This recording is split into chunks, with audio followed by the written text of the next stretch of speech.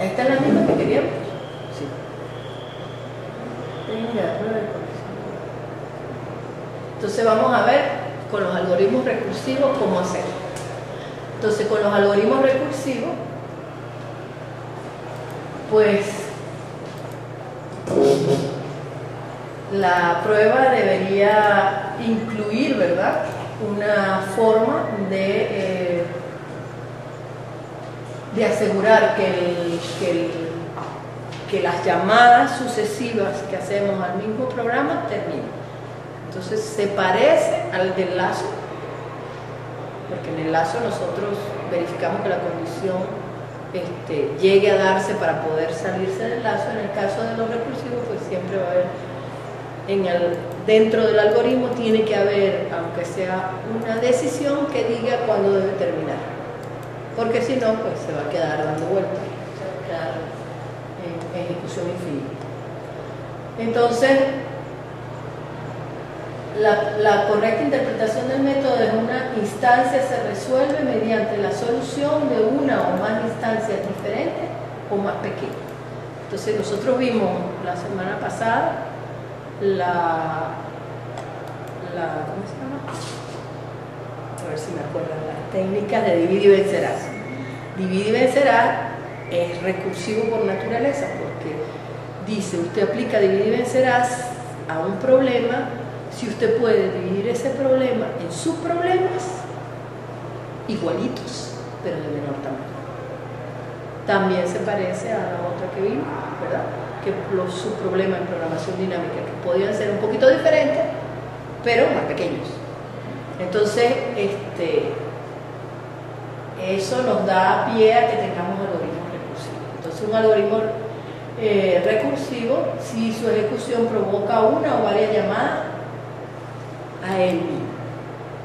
Es decir, es el mismo problema, pero algo lo hicimos para que necesitar volverlo a llamar a él con otro valor de entrada.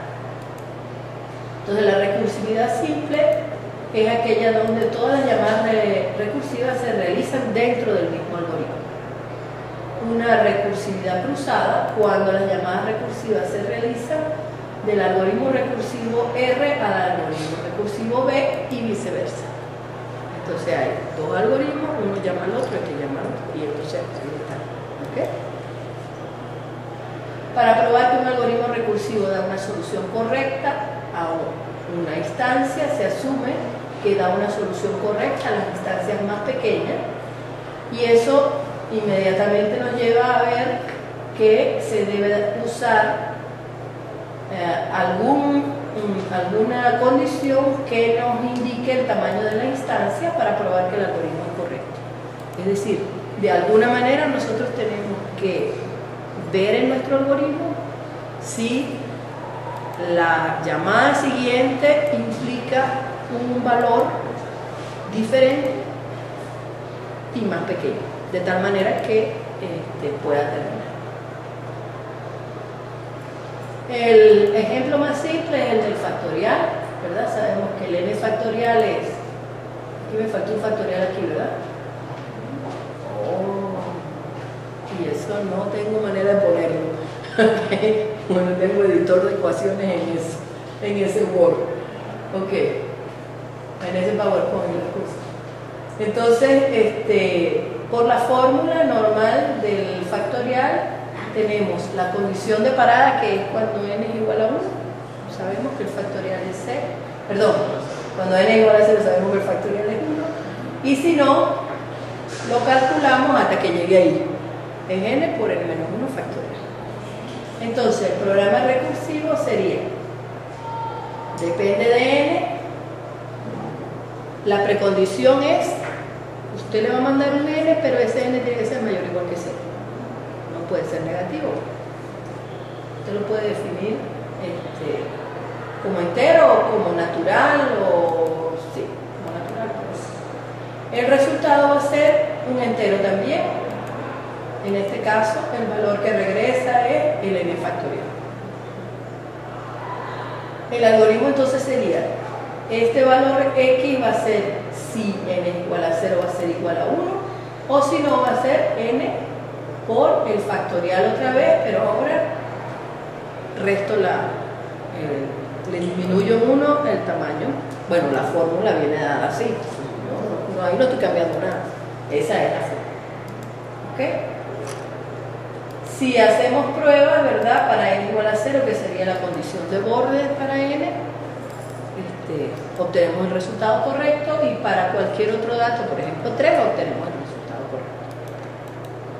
El problema es que esos dos pruebas que yo hago pues no me ocupan todo el tamaño del conjunto de valores posibles que yo le puedo dar al factorial. Ese es todo el problema. Entonces la prueba de la corrección para ese factorial sería: para todo entero, enunciamos el teorema, para todo entero n mayor o igual que 0, factorial de n regresa a n factorial. Entonces, por inducción sobre n, la etapa base sería la primerita. Para n igual a 0, sabemos que regresa a 1, por lo tanto es correcto, coincide con la fórmula. Y en la etapa inductiva tenemos entonces que decir si el factorial de j regresa a j factorial. Entonces, para todo j que esté en el rango entre 0 y n menos 1. Entonces debemos demostrar que eso es verdad. Sabemos entonces si n es mayor que 0, la prueba de la condición n es igual a 0 falla, y caemos en la segunda parte, que es esta que está aquí, ¿verdad? Entonces, si n no es igual a 0, nosotros vamos a caer en este pedazo del sí. La hipótesis inductiva es que el factorial de n-1 regresa a n-1 factorial, por lo cual entonces el factorial de n es n por n-1 factorial, que era n factorial, que es lo que nosotros queríamos probar. La prueba es posible solamente porque la llamada recursiva se hace sobre una instancia más pequeña, y por ello la hipótesis inductiva puede aplicarse. Por lo tanto, esa es la prueba, así de simple. Si sería por el otro camino, ¿cómo podríamos hacerlo? Bueno, esa no la vimos, esa no se la preparé, porque es más, o sea, si la de los iterativos era engorrosa, la de los recursivos es peor.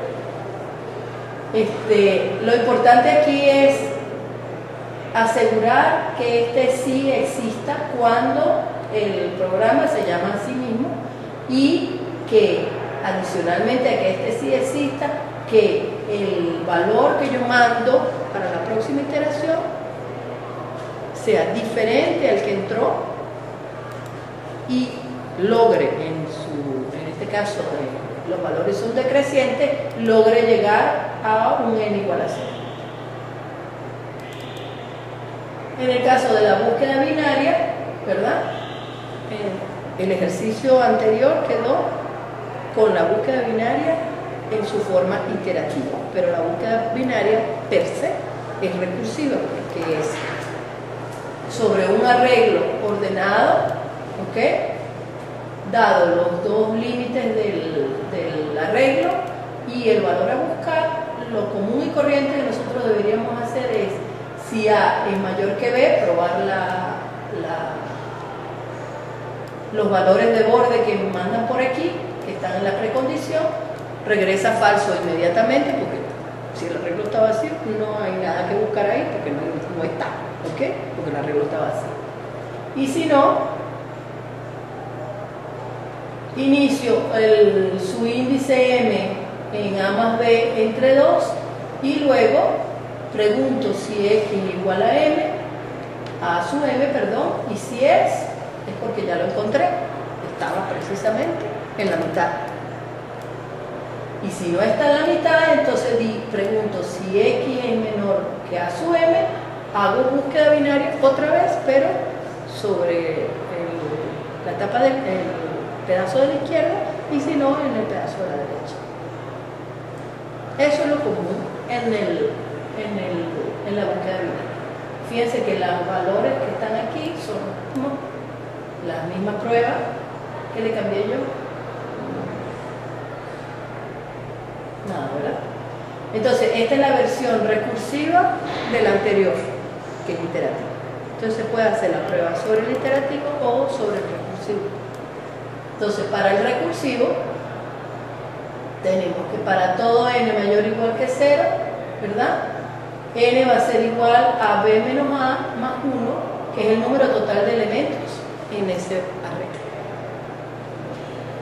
La búsqueda binaria que depende de ese A minúscula, B y X, regresa correctamente el valor de la condición de que X pertenezca a algún elemento que está en el vector. La prueba por inducción sobre el tamaño del arreglo, primero, si n es igual a 0, ¿verdad? Esto que está aquí quiere decir que el arreglo está vacío, por lo tanto,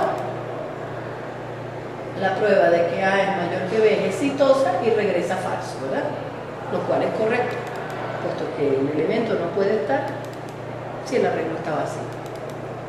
Y la etapa inductiva es cuando n es mayor que 0, entonces, ¿qué tenemos? Que para todo j, él debe estar entre 0 y n menos 1, y ese j va a ser igual a b' menos a' más 1 en el subconjunto, ¿verdad?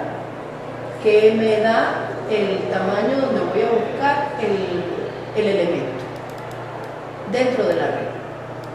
Entonces, esa búsqueda binaria con esos parámetros va a regresar a la condición de que X lo va a encontrar si está y si no, me va a dar falso. La asignación entonces de A más B sobre 2, ¿verdad? Indica que ese m siempre va a estar entre los dos límites de los subíndices del arreglo que me dieron.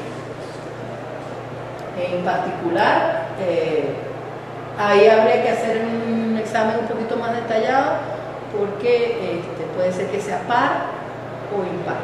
En el caso de que sea impar, la división va a dar exactamente el del medio, pero si no, pues uno debe tomar o el de que está más a la izquierda o más a la derecha. Entonces, bueno, eso no está detallado ahí, ¿ok? Pero en realidad esto tiene ese problema. Lo importante es que m va a estar en ese rango. Por lo tanto, si x es exactamente el a sub m, ¿verdad? Esto se cumple porque va a decir si está. Y el algoritmo va a regresar verdadero. Y si no, entonces tiene que ver si x es menor que ese elemento. Si es menor, sabemos, como A está ordenado, se concluye que él lo va a encontrar si y solo si el x se encuentra en este pedazo, en el pedazo que está más abajo, ¿okay? En el de la izquierda. Por la hipótesis inductiva, esta segunda condición la regresa la búsqueda binaria cuando se cambia. ¿Dónde estaba la hipótesis? Se me perdió. En este pedacito. Acá. Okay. El B se sustituye por el m-1, es decir, que se aplica el mismo problema, pero ahora sobre una instancia más pequeña, puesto que sabemos que m va a ser menor que b, ¿verdad? M está entre m. Entonces, al poner aquí m-1, estamos seguros, ¿verdad?, que la instancia que pasa aquí es más pequeña. Entonces se aplica la hipótesis inductiva, ya que el m-1, sustituyendo a b, ¿dónde estaba? Aquí está, ¿ok? Menos a más 1 está entre 0 y n-1. En el caso de que no se cumpla sino que esté en el segundo trozo, en el trozo de arriba, pues va a ser similar, puesto que, ¿qué es lo que va a pasar? Que el m va a ir aquí y el b va a estar aquí.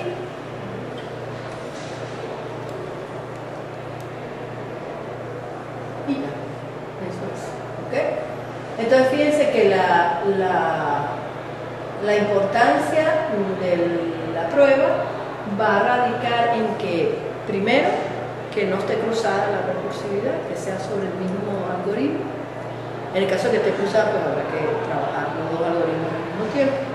Y igual que en los iterativos, primero se prueba la base, que es equivalente a la condición de borde para los casos de prueba, y luego se prueba por La etapa inductiva que usted tiene que asegurar que es que el algoritmo termine y que si es recursivo, la instancia que pasa en la próxima llamada tiene que ser menor. Eso es lo que tiene que asegurar.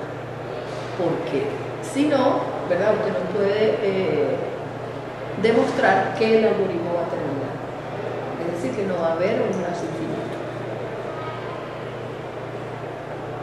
También podemos usar árboles de ejecución, es la otra manera de verlo. Entonces, árboles de ejecución, en este caso, es un algoritmo que multiplica dos enteros positivos, es decir, dos naturales positivos no son cero.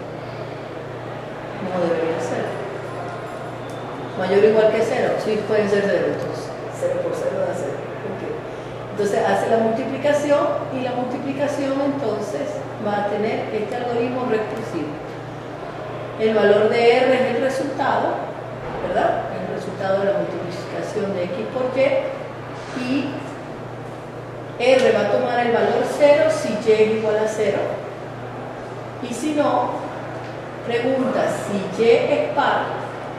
Si es par, entonces vuelve a llamar a multiplicación por, como valor de X, 2X, y como valor de Y sobre 2. Y si no, entonces hace la misma llamada, pero hace R, que está aquí, igual a R más X.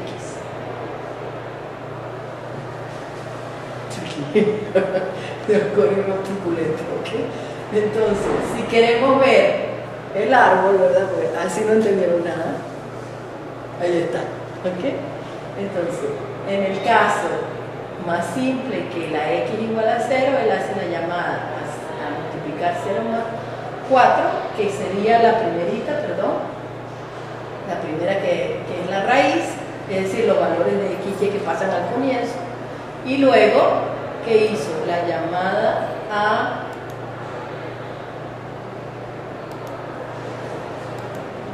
era 0,4, ¿ok?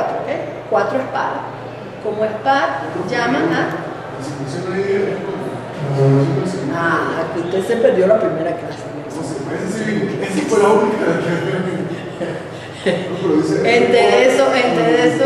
Entre de eso duro, no te de eso suave, que era lo que veíamos antes. ¿Okay? Te de eso duro dice, R es igual. Si Y es igual a 0, R es igual a 0. Si no, si Y es par, entonces R va a ser igual al resultado que regrese ese señor. Ajá. Y si no, aquí es donde yo tampoco entiendo. Aquí, usted hace la llamada, obtiene un valor y ese valor lo va a poner aquí. O sea, es la ejecución de la primera, de la multiplicación. Lo otro es otra línea. Pero que también se asigna a él. Primero toma el valor de la multiplicación igual que en el caso anterior. Y después ese valor más X y lo vuelve a poner en R. Entonces, como Y era par, bueno, aquí también es par. Ok, es igual. Hace la multiplicación de 0,2, después la de 0,1, y ahí entonces tiene las dos asignaciones, que era lo que a ti te preguntaba. ¿Sí? Y para atrás, las dos asignaciones que son la de 0,1, y esa le da un valor que es cuando Y es igual a 0, y esa es la que va a regresar este señor, después le suma 2, ¿verdad? Aquí está. Hace las dos cosas. ¿Sí? Ok. Si es otro, que era cuál, este. Ya no me acuerdo cuál fue. 4, 6. Aquí está la última, el caso 4. ¿Ok? El caso 4 da 24. Menos mal, por la tabla lo sabemos. 4, 24. Ok, no tenemos que aplicar el algoritmo. Entonces sería, multiplica este por 2 y este lo divide en 2. Eso le da 16, 1. este que está aquí, 16 más 8, porque para poder hacer esto él tiene que resolver este primero, ¿verdad? En la segunda parte cuando y es impar. Entonces, en este caso él llama, multiplica por 2 el x, lo divide entre 2, pero esa división es entera, por lo tanto r es igual a 0, que lo coloca aquí, más el x que era 16 da 16, ese lo coloca aquí, más el 8, que es el valor de x, es 24, y ese es el valor que regresa. ¿Sí? Ajá. Entonces, como es bastante ineficiente la recursión, puesto que depende no solamente de que hagamos el algoritmo bien, sino además de un aditamento adicional del procesador, ¿verdad? Entonces todo algoritmo puede ser transformado en un algoritmo iterativo. Los algoritmos recursivos se utilizan cuando los problemas admiten una descomposición recurrente, naturalmente, o sea, divide y vencerá, ya que el algoritmo calca dicha descomposición, siendo más clara y fácil la corrección. En el caso de la búsqueda binaria, el algoritmo es mucho más claro, pienso yo, no sé usted qué piensa. Bueno, expresamente de eso no es muy claro, pero para mí es más claro que el algoritmo que habíamos visto anteriormente, el que volteaba los índices, ¿ok? En el caso del factorial es facilito, es la definición del factorial. En el caso de este sí es un poco diferente. Los inconvenientes que se tienen es que ciertos lenguajes de programación no soportan la recursividad y normalmente son más costosos en tiempo de ejecución y espacio y memoria. Entonces, ¿cómo normalmente se trabaja la recursión? Entonces, normalmente en todos los lenguajes utilizo una pila, ¿verdad? Y cada vez que yo invoco la función nuevamente, él habilita espacio y memoria y empila la llamada, y así sucesivamente hasta que termina. Y cuando termina, él se regresa, ¿verdad? Sustituyendo los valores que trae hasta que me da el resultado. Entonces, por supuesto que eso consume más tiempo y más espacio en la computadora. Entonces, si queremos eliminarlo, ¿verdad? Normalmente se hacen dos etapas: eliminación de los parámetros y variables locales y la transformación. Adicionalmente, ¿verdad? Para eliminación de esa recursión utilizamos un elemento que es el mismo que utiliza el compilador, que es la pila. Entonces, si queremos eliminarla, bueno, en el caso de la búsqueda binaria, fíjense que con los subíndices se pudo hacer. ¿En qué otro caso? En el caso del quicksort también, con los subíndices se maneja el arreglo, pero por ejemplo, recorrido de árboles binarios o cosas así, normalmente usamos una pila para poder ir hacia arriba, a menos que usemos un apuntador palpable en el área, ¿no? Entonces, la primera etapa es sustituir cada ocurrencia de un parámetro formal variable por un parámetro actual correspondiente a la llamada. Eliminación de los parámetros por valor. En ese caso usamos una pila para preservar los valores o los convertimos en variables globales para que puedan ser vistos. Y eliminación de las variables locales. El compilador usa una pila para guardar los valores, eso ya lo dije. Y la segunda etapa es una sola llamada. Cuando es una sola llamada recursiva, colocar un lazo con un contador o con el control de la pila. Es decir, en el caso del factorial, ¿qué haría? ¿Se acuerdan de cómo es el factorial iterativo? Es equivalente a la productoria del elemento, ¿verdad? Es decir, del subíndice, porque va bajando. Y lo podemos hacer creciente el subíndice o decreciente. Lo común es que sea decreciente porque se parezca más. Entonces, sería una productoria de j igual a n hasta 1 de j. Entonces, lo que vamos a hacer es un lazo, un repita par con ese j, y un acumulador que iniciamos en uno para que contenga el resultado del producto. Entonces, en el caso de que es una sola llamada, ¿verdad? Colocamos un lazo. Fíjense que en la búsqueda binaria hay un repitamiento que tiene dos condiciones. La condición del i menor que j más 1 es precisamente la que elimina la recursión, porque el no encontró es la condición de que la que está implicada en el problema, que es que no encontró el elemento ahí, ¿ok? Que es la válvula. En el caso que necesitamos una pila, como en el caso de los árboles, pues simplemente habrá que poner un lazo donde hasta que la pila se vacíe. En el caso de que la pila se vacíe y el común y corriente, pues ya hemos terminado de recorrer el árbol. Si tenemos varias llamadas recursivas, ¿verdad? Cada llamada se reemplaza por una bifurcación al inicio del algoritmo. Ejemplo, el de las torres de Hanoi, que normalmente es recursivo. Fíjense que en TDSO no le puedo poner casos de prueba. ¿Por qué? Porque el algoritmo es simplemente mover un aro de una de las torres. En este caso tiene 3 torres, ¿verdad? Aquí está, A, B, C. Y el número de aros que tengo. Entonces, según el número de aros, si es mayor o igual que 0, ¿verdad? La precondición. Si n es mayor que 1, entonces muevo el aro de A a B. Ya está, terminé. Si tengo uno solo. Pero si tengo más de uno, y por lo general las torres de Hanoi, el aro que está abajo es más grande que el aro que le sigue, y así sucesivamente, como la pirámide se usa los bebés para jugar. ¿Ok? Entonces, ¿qué debe hacer? Llamar a Hanoi con... Metí la pata. Están al revés, ¿verdad? No, yo no me he dado cuenta hasta ahorita. Y eso se lo digo así. Ya va. Esto debería ser n-1 de primero, ¿verdad?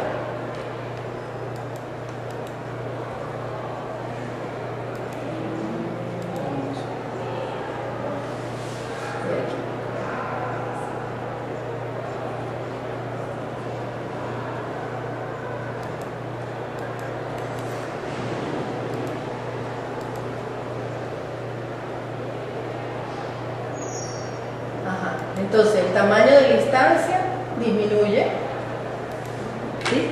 En n-1, y se modifica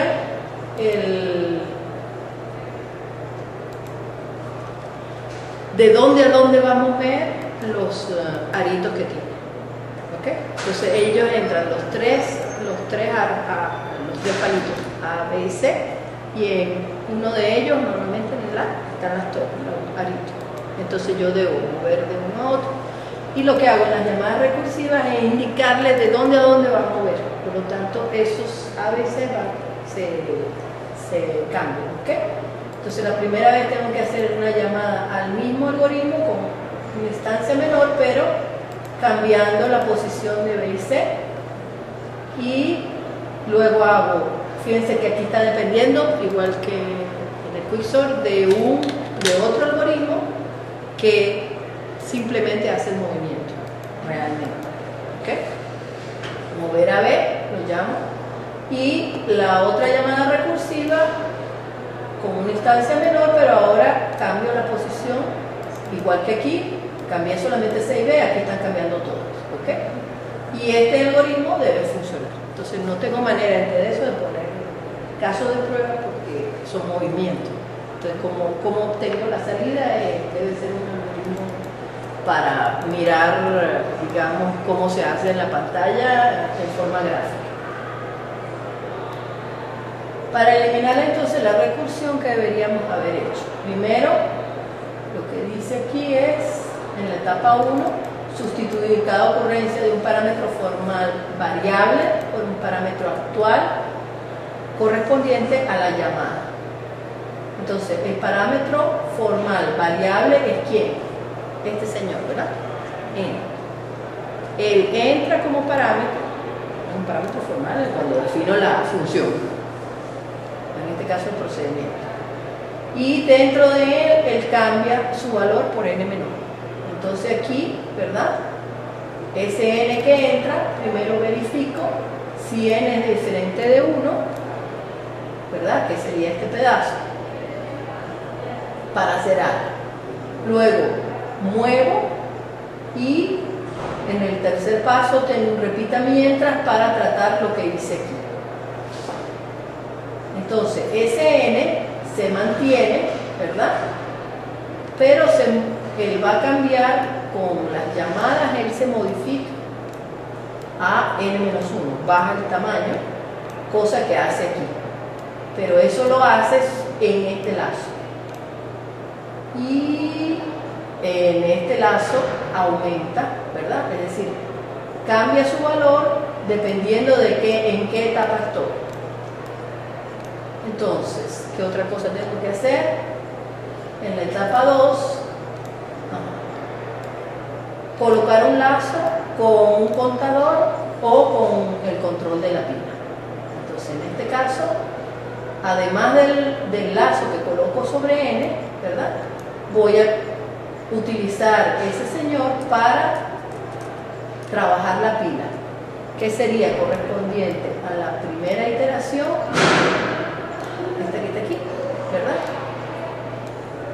Donde cada vez que él invoca a Hanoi, él tiene que empilar las condiciones que están allí para poder entonces, así, hasta que consiga que n es igual a 1, ¿verdad? Donde mueve de A a B, simplemente. Entonces, aquí utiliza un lazo con n diferente de 1, es decir, mientras n sea diferente de 1, él tiene que empilar todas esas llamaditas. ¿Y qué va a empilar? Va a empilar un 1, que es el que va a indicar que está bajando en las llamadas recursivas que está haciendo aquí. Porque mientras n sea diferente de 1, él tiene que llamar aquí, mover y llamar aquí. Entonces en la pila lo que va a colocar es un 1 para saber que está en esa etapa. Y coloca entonces, utiliza una variable auxiliar aus, que es la que hace el intercambio, y mueve el aro de A a B igual que en el otro caso, ¿ok? Entonces aus es igual a B, B es igual a C y C es igual a aus, y disminuye el n y mueve, que sería que esta parte, ¿verdad? Y mueve. Luego, si la pila no está vacía, ¿verdad? Y el elemento que está al comienzo de la pila es 2, hace esto. Pero si la primera vez empiló, solamente metió 1, él no ha desempilado todavía, ¿ok? Entonces, si lo que hay es 1, él no va a hacer este pedazo y pasaría al paso 4, que es, si la pila no está vacía, desempile y haga esto. Pero entonces ahora empila con el 2, porque quiere decir que ahora va a hacer el otro paso, ¿verdad? Porque él lo que hace es pasar de el más chiquito para acá, ¿verdad? Y después ese lo pasa para el otro y se ayuda del tercer palo para poder armar el mismo montón, pero en el otro lado, utilizando el paso intermedio. Entonces, las dos empiladas son, primero, con el 1 es para indicar que está en el primer paso. Y después, si la pila no está vacía, quiere decir que todavía no ha terminado de hacer el tratamiento de esta empilada, y hace el movimiento cambiando los palitos, ¿verdad? Y vuelve a empilar, pero ahora con el segundo paso, para que termine entonces de hacer el otro cambio, para que quede entonces el montoncito arreglado otra vez, que es lo que hace en el paso 3. Entonces, este es de los más complicados, porque en el caso del factorial o de la búsqueda binaria, pues es sencillo eliminar la recursión. Pero en el caso de Hanoi, ¿verdad?, que tiene dos llamadas recursivas, uno tiene que utilizar una pila para indicar en qué paso va. Es una manera de hacerlo, ¿sí? En el caso de los árboles, bueno, lo veremos después. Los árboles, que es cuando lo queremos recorrer en preorden, orden o en orden, utilizamos pilas y en el último hacemos el mismo truco. O sea, en vez de pilar valores de las variables, lo que hacemos es indicar en qué sección vamos del resultado. Ajá, fíjense que este algoritmo, aunque trata de ser estructurado, tiene un IA ahí. Entonces, además de que utilizan los repitamientos para eliminar la recursión, hay un goto aquí incondicional que hace que una vez que él vuelva a empilar, vuelva a probar esto. Por la misma forma en que trabaja la torre de Hanoi, donde yo tengo que sacar este montoncito y ponerlo aquí, pero en el mismo orden, cuando él empila la primera vez y desempila, pues quedan al revés. Entonces él tiene que hacer el tratamiento al revés para que quede en el orden otra vez. Entonces, para poder entender esto, pues quisiera que en algunos que pudiera eliminar el ir a uno que está aquí. O sea, tratar de arreglar el algoritmo estructuradamente, eliminando ese goto que está ahí. La prueba sí. Me pasé.